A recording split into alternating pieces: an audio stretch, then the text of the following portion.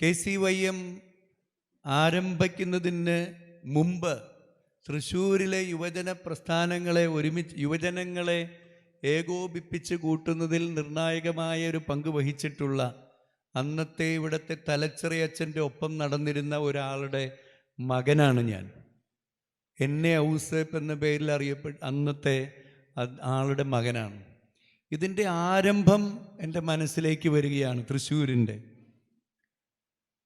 ഒരുപക്ഷെ നമ്മളുടെ യുവജനങ്ങൾ, അന്നത്തെ യുവജനങ്ങൾ തല നരച്ചവർ, ചിലരും തല മുടി പോയവരൊക്കെ എൻ്റെ മുമ്പിൽ ഇരിപ്പുണ്ട്. ആ യുവജനങ്ങൾ, ആദ്യകാലത്തെ യുവജനങ്ങൾ ഒരു വേദി തേടി നടക്കുന്ന ഒരു സമയമുണ്ടായിരുന്നു.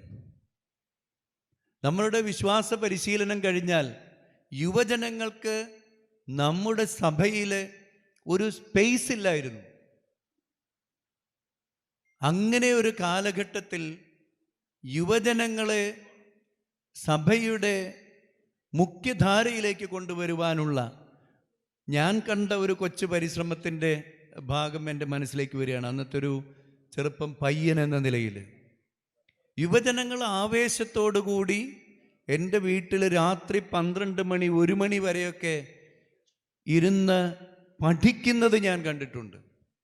നേതാക്കളാകാൻ ആദ്യം വേണ്ടത് സഭ എന്താണ്, യുവജനങ്ങൾ ആരാണ്, യുവജനങ്ങൾക്ക് സഭയിലുള്ള പങ്കെന്താണ് എന്ന് പഠിച്ചറിയുക എന്നുള്ളതാണ്. പ്രത്യേകിച്ച് വത്തിക്കാൻ സുനോദോസിൻ്റെ ആ ചൈതന്യത്തിൽ അൽമായരുടെ പങ്കാളിത്തത്തെക്കുറിച്ച് വളരെ ഗൗരവമായിട്ട് ചിന്തിച്ചു കൊണ്ടിരുന്നൊരു കാലഘട്ടത്തിൽ അവിടെ യുവജനങ്ങൾക്കും ഒരു സ്പേസ് ഉണ്ട്. അൽമായർക്ക് പൊതുവേയും യുവജനങ്ങൾക്ക് പ്രത്യേകമായിട്ടുമുള്ള ഒരു പങ്ക് സഭയിൽ വഹിക്കാനുണ്ട് എന്ന് തിരിച്ചറിഞ്ഞുകൊണ്ട് ആ യുവജനങ്ങൾ ഒരുങ്ങിക്കൊണ്ടിരുന്നത് ഓർക്കുകയാണ്. അന്നത്തെ നൈറ്റ് ക്ലാസ്സുകളാണ് ഒരുപക്ഷെ യുവജന നേതൃത്വത്തിന് ഏറ്റവും വലിയ ഊർജം പകർന്നിരുന്നത് എന്ന് എനിക്ക് പറയാൻ സാധിക്കും. രാത്രിയിൽ ഇവരൊക്കെ പലരും അത് കഴിഞ്ഞ് രാത്രി മടങ്ങും. പെൺപിള്ളേരൊക്കെ എൻ്റെ വീട്ടിൽ തന്നെ അമ്മയുടെ പ്രൊട്ടക്ഷനിലാണ് അവിടെ പലപ്പോഴും താമസിച്ചിരുന്നത്. ഞാനിത് പറയുന്നത് ഏതാണ്ട് അതുപോലെ ഈ 45 വയസ്സിൻ്റെ യുവത്വം പേറുന്ന KCYM 3 ദിവസം ഇവിടെ ഒരുമിച്ച് താമസിച്ച് ഒരു മനസ്സോടുകൂടി തങ്ങളുടെ സഭയിലുള്ള ഇടമെന്തെന്ന് തിരിച്ചറിഞ്ഞിട്ട് അതിനുവേണ്ടി വളരെ ആവേശത്തോടുകൂടി ഒരുങ്ങുവാൻ തീരുമാനിച്ചു എന്നുള്ളത് തന്നെ ഏറ്റവും പ്രധാനം. അത് 3 ദിവസം നിങ്ങൾ വളരെ ക്രിയാത്മകമായി ചിലവഴിച്ചു. വലിയ അനുഭവത്തോടുകൂടെ തിരികെ പോകാൻ ഒരുങ്ങുന്നു എന്നുള്ളതിന് നിങ്ങളെല്ലാവരെയും, ഇത് ഓർഗനൈസ് ചെയ്ത ഷിജോയുടെയും ഡെലിൻ്റെയും ഒക്കെ നേതൃത്വത്തിൽ, അതുപോലെ തന്നെ ബിച്ചുവിൻ്റെയും മറ്റ് സാജൻ ചിയാരത്തിൻ്റെയും ഒക്കെ നേതൃത്വത്തിൽ നിങ്ങൾ ഇങ്ങനെ ഒരു വലിയ ഒരു സംരംഭം ഒരുക്കിയതിന്, അത് വളരെ വിജയകരമായിട്ട് നിങ്ങളതിലെല്ലാവരും പങ്കെടുത്തതിന് ഏറ്റവും ആത്മാർത്ഥമായിട്ട് നിങ്ങളെല്ലാവരെയും ഞാൻ ഒറ്റ വാക്കിൽ അഭിനന്ദിക്കുകയാണ്. ഈ ചൂട് നഷ്ടപ്പെടാൻ ഒരിക്കലും അനുവദിക്കരുത്.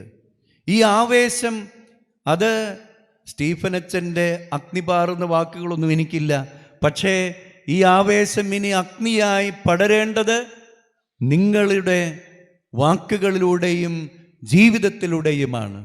നിങ്ങളുടെ ജീവിതം ഒരു സാക്ഷ്യമായിട്ട് മാറണം. അത് ക്രിസ്തുവിനുള്ള വലിയ സാക്ഷ്യമായിട്ട് മാറണം.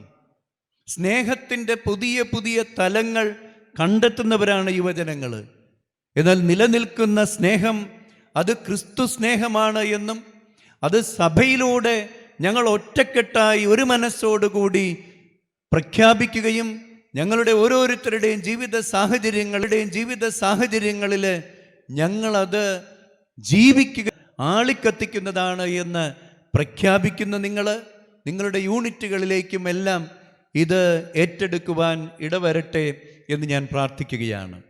KCYM-ൻ്റെ ഏറ്റവും പ്രധാനപ്പെട്ട ഒരു പങ്ക് വഹിക്കാനുള്ള മേഖല അത് പൊതുസമൂഹത്തിലുള്ള നിങ്ങളുടെ സാന്നിധ്യമാണ്.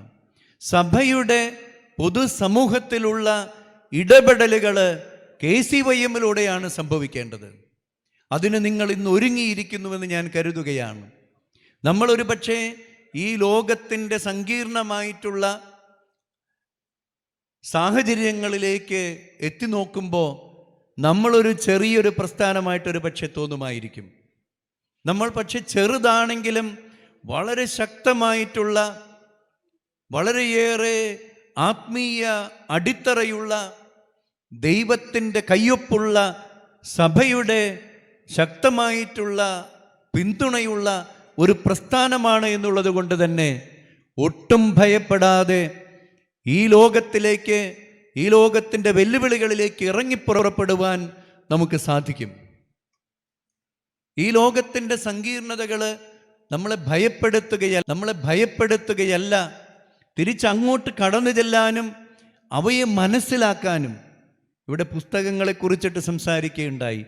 പുസ്തകങ്ങളും ജീവിതങ്ങളും രാഷ്ട്രീയവും സാമൂഹിക പ്രശ്നങ്ങളുമെല്ലാം അവയിലേക്കൊക്കെ ഇറങ്ങിച്ചെല്ലാനും അവയെ ശ്രവിക്കാനും അവിടെയുള്ള വെല്ലുവിളികളെ തിരിച്ചറിഞ്ഞിട്ട് തിരികെ നിങ്ങളുടെ പ്രസ്ഥാനത്തിലേക്ക് പുറകോട്ട് നോക്കാനും പ്രസ്ഥാനത്തിലേക്ക് തിരികെ ചെല്ലാനും അവിടെ നമ്മുടെ പ്രസ്ഥാനത്തിൻ്റെ, നമ്മുടെ വിശ്വാസത്തിൻ്റെ, സഭയുടെ ആ ഉറവിടങ്ങളിൽ നിന്ന് ആവോളം സ്വീകരിച്ച് ഈ വെല്ലുവിളികളെ നേരിടുവാനുമുള്ള ആ ഒരു ശൈലി നമ്മൾ സ്വായത്തമാക്കേണ്ടതുണ്ട്.